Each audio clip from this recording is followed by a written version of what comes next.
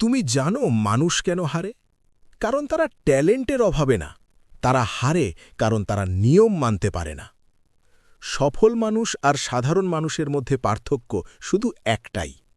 সফল মানুষ মন চাইলে কাজ করে না, সে নিয়ম মেনে কাজ করে। মুড নেই, তবুও কাজ করে। কেউ দেখছে না, তবুও নিজের ডিসিপ্লিন ভাঙে না।